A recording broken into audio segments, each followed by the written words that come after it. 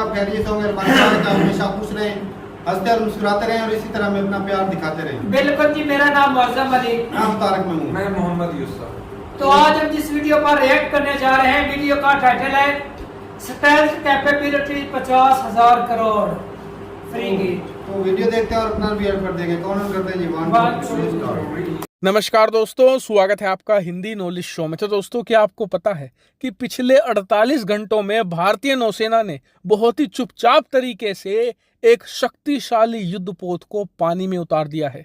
और हैरानी इस बात पर इसलिए हो रही है कि आज तक भारत ने इस कैटेगरी के जितने भी युद्धपोत बनाए हैं, ये आज तक का सबसे शक्तिशाली युद्धपोत है। ये टेक्नोलॉजी के मामले में सबसे ज्यादा एडवांस है क्योंकि ये स्टेल्थ है। इतना ही नहीं, इसे बनाने में बहुत खर्चा हुआ है। करीबन 50,000 करोड़ रुपए हमने इसे बनाने में लगा दिए हैं। लेकिन इतने मेगा प्रोजेक्ट को इतने चुपचाप तरीके से क्यों लॉन्च कर दिया गया, ये तो मैं आपको बताऊंगा ही। साथ ही इस युद्धपोत के बारे में, इस वारशिप के बारे में सारी जानकारी दूंगा। तो बहुत ही इंटरेस्टिंग वीडियो होने वाली है। चलिए बिना टाइम वेस्ट के वीडियो को तुरंत शुरू करते हैं। तो दोस्तों, सबसे पहले इस युद्धपोत के बारे में जानते हैं, इसकी खासियत के बारे में जानते हैं। तो दोस्तों, इस युद्धपोत को भारत ने एक मेगा प्रोजेक्ट के अंडर बनाया है जिसका नाम है प्रोजेक्ट 17A। और इस प्रोजेक्ट 17A के तहत हमें 7 युद्धपोत बनाने थे जो फ्रिगेट कैटेगरी के होने वाले थे। और इसके लिए बजट भी बहुत तगड़ा लगाया गया था, करीबन 50,000 करोड़ रुपए का। इतना बजट क्यों? दरअसल इस फ्रिगेट को बहुत ही ज्यादा शक्तिशाली बनाना था और सबसे खास बात, इसमें स्टेल्थ कैपेबिलिटी डालनी थी। मतलब दुश्मन के जो सोनार हैं, दुश्मन के जो रडार हैं, वो इसे ना पकड़ पाए, ऐसी टेक्नोलॉजी से इसे लेस करना था। लेकिन इस प्रोजेक्ट में जो 7 शिप बननी थी, उनमें सबसे खास थी तारागिरी। इसको लेकर बहुत हाइप थी, लेकिन आपको बता दूं, ये बनकर तैयार भी हो गई और अब से 2 दिन पहले इसे भारतीय नौसेना ने लॉन्च भी कर दिया गया है। लेकिन इसे इतना खास क्यों माना जा रहा है? सबसे पहली बात तो ये कि इसमें स्टेल्थ कैपेबिलिटी है, यानी ऐसी टेक्नोलॉजी इसमें ऐड करी गई है जिससे ये दुश्मन के सोनार से बच सकती है, दुश्मन के रडार सिस्टम से बच सकती है। और इसीलिए इसे चलाने के लिए 2 propulsion सिस्टम लगाए गए हैं। पहला है मेन डीजल इंजन जो 2 की संख्या में है। दूसरा है 2 गैस टरबाइन सिस्टम जिससे कि ये कम से कम वाइब्रेशन पैदा करे और सोनार की पकड़ में ना आने पाए। इसके अलावा इसकी स्पीड भी बहुत अच्छी है, करीबन 28 नॉट की, जो बहुत ही अच्छी मानी जाती है एक फ्रिगेट के लिए। वही बात करें अटैकिंग में, तो उस मामले में तो ये बहुत ही ज्यादा सॉलिड है। दरअसल इसमें जो वर्टिकल लॉन्च मिसाइल सिस्टम है वो लगाए गए हैं, साथ ही long range surface to air missile system भी लगाए गए हैं जो दुश्मन के लड़ाकू विमान को, मिसाइलों को, इसके अलावा ड्रोन को और हर तरीके के एरियल टारगेट को ध्वस्त कर सकते हैं। इतना ही नहीं, जो सबसे खास चीज है वो ये कि इसमें 2 30 मिलीमीटर की रैपिड फायर गन लगाई गई है। मतलब अगर दुश्मन बहुत ही करीब आ जाता है और अचानक से हम पर हमला करने की कोशिश करता है, तो इसमें जो रैपिड फायर गन है ये कुछ मिली सेकंड के अंदर ही रिएक्ट कर देती है। और इससे पहले कि दुश्मन का हथियार या दुश्मन हम तक पहुंचे, हम उसे पहले ही चीथड़ों में बदल चुके होंगे। इसीलिए इसमें 30 मिलीमीटर की ये रैपिड फायर गन लगाई गई है। इसके अलावा एक खास चीज इसमें यह भी है कि triple tube light weight torpedo भी इससे लॉन्च की जा सकती है और हैवी वेट टॉर्पीडो भी लॉन्च की जा सकती है। और इन टॉर्पीडो की मदद से ये दुश्मन की जो बड़ी बड़ी शिप होती हैं, जंगी बेड़े होते हैं, उन्हें पानी में दफन कर सकती है। और साथ ही जो दुश्मन की सबमरीन होती है, एडवांस से एडवांस पनडुब्बी होती है, उन्हें भी टुकड़ों में तोड़ सकती है। इसके अलावा इसमें state of the art air defence capability भी जोड़ी गई है जो दुश्मन के किसी भी एरियल थ्रेट को काउंटर बड़ी आसानी से कर सकती है। इसके अलावा इसमें इतना भी स्पेस है कि कम से कम आप 2 हेलीकॉप्टर इस पर लैंड करवा सकते हो या इससे उड़ा भी सकते हो, यानी कि ये भी इसमें एक खासियत है। लेकिन आपका सवाल होगा कि फ्रिगेट का मेन काम क्या होता है? तो इसका देखिए, मेन काम होता है युद्ध लड़ना, युद्ध की स्थिति में दुश्मन को मुंह तोड़ जवाब देना और हमारे देश पर समुद्र के रास्ते जो भी खतरा आ रहा हो, उसे पहले ही रोक देना, यानी कि एक बहुत ही क्रूशल है भारत के नेवल डिफेंस के लिए। और इतना ही नहीं, इसका एक खास काम ये भी होता है कि ये हमारे एयरक्राफ्ट कैरियर को एस्कोर्ट करेगा, मतलब उसकी सुरक्षा करेगा।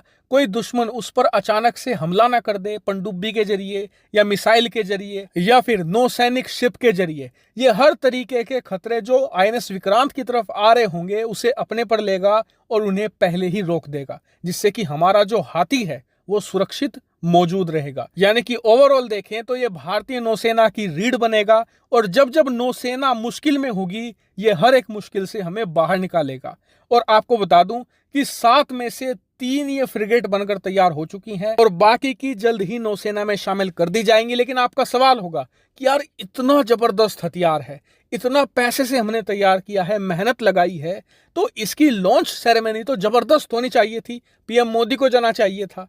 तो बात आपकी सही है, लेकिन हमने चुपचाप इसलिए किया है क्योंकि जिस दिन लॉन्च होना था उसी दिन भारत सरकार ने ब्रिटेन की रानी की मृत्यु के शोक में 1 दिन का राष्ट्रीय शोक घोषित किया था। इसीलिए हम गवर्नमेंट लेवल पर कोई भी काम धूमधाम तरीके से नहीं कर सकते थे और ना ही इस प्रोग्राम को टाला जा सकता था, क्योंकि इसको लेकर बड़ी तैयारी हुई थी। हालांकि इसको लेकर आपका क्या मानना है कमेंट करके जरूर बताना, और भाई प्लीज चैनल को सब्सक्राइब जरूर कर लेना। Thank you very much for watching video. ये वीडियो खत्म हो गया और मैं जब ये वीडियो देख रहे थे तो मेरे माइंड में वो चल रही थी बात, अमेरिका के जो आर्टिकल आया था कि इंडिया जो है वो हथियारों से कम होता जा रहा है। यहाँ तो मामला कुछ और ही दिखाई दे रहा है भाई। मामला दिखाई दे रहा है 50,000 करोड़ का जो बजट लगा के ये इतना बड़ा फ्रीगेट बनाए, और इसकी जो टेक्नोलॉजी वो वाकई काबिल तारीफ है कि दुश्मन को पता भी नहीं चलेगा, रडार से बच सकती है जी। ये जो है ना इसकी ये बहुत खर्चा तो ज्यादा मतलब इस टेक्नोलॉजी पर ही लगा है। लेकिन ऐसी टेक्नोलॉजी इंडिया के पास थोड़ी, तारक भी और कंट्री के पास सबके पास है अभी तो। जो अगर ये दुश्मनों के रडार से बच सकते हैं तो भी वो भी ऐसी टेक्नोलॉजी ऐसी सबमरीन भी है जो रडार से बच सकती हैं, जो एटमी है ना सबमरीन है, तो वो तो बच सकती हैं, वो उनकी मतलब वाइब्रेशन कम होती है, तो वाइब्रेशन कम होगी तो बच सकती हैं, क्योंकि रडार जो होते हैं वो समुद्र के लहर को कैच कर लेते हैं ना, तो पानी में ज्यादा आवाज जाती है। तो बाकी भाई साहब ये है कि अच्छा है, और इसके ऊपर जो गन लगी है ये वो कमाल की है। हाँ, तो वो कितने हजारों जो फायर कर सकती है लगातार, और मिसाइल सिस्टम भी अच्छा है।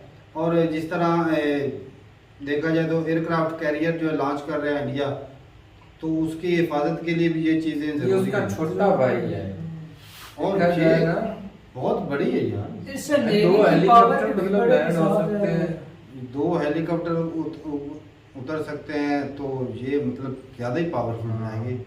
और बाकी जो पहले होंगी वो छोटी होंगी, मेरे ख्याल में इस तरह की और भी 7 बनेंगी, इसको मिला के या 3 बन चुकी हैं। हाँ, 3 नेवी के अंदर आ चुकी हैं, 4 और 7 होंगे टोटल प्रोसेस। तो ये अच्छा है भाई साहब। इंडिया नेवी का मुकाबला चाइना से, तो हक बनता है भाई ये ज्यादा से ज्यादा अच्छा ना वो स्ट्रॉन्ग करें, मतलब जो है ना नेवी की सिक्योरिटी वो ही ज्यादा बढ़ाया जा रहा है कि तो समंदर जिसका सिक्योर है ना, जिस कंट्री का वो कंट्री सभी सिक्योर है, क्योंकि ज्यादातर समंदर ही है ना। धरती पाकिस्तान का जो टुकड़ा है कुछ की गई है तो थोड़ा सा, बाकी सारा समंदर है। अगर कोई ऊपर से आता है, अमेरिका वालों ने भी आना, तो वो जहाज के जरिए नहीं आ सकते, समंदर से ही, और ट्रेड भी सारे समंदर के थ्रू ही हो रही है। ऐसे ही है तो समंदर, क्योंकि ये जो सबमरीन होती हैं वो कितना कितना अरसा पानी में डूबी रहती हैं, छुपी रहती हैं,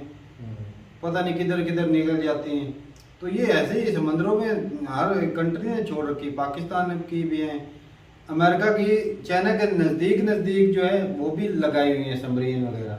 अच्छा। तो ये तो ऐसे ही नहीं अमेरिका ने दुनिया पे राज कर रहा, उसने दुनिया में अपनी आर्मी और अपनी जो सबमरीन वगैरह है वो छोड़ी हुई है। तो ये बात है, और इंडिया को भाई अगर सुपर पावर की रेस में है तो और भी ज़्यादा अच्छे से अच्छा करना होगा।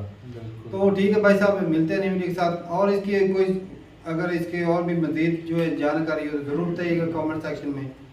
मिलते हैं न्यू वीडियो के साथ, तब तक के लिए इजाज़त दें। अल्लाह हाफ़िज़।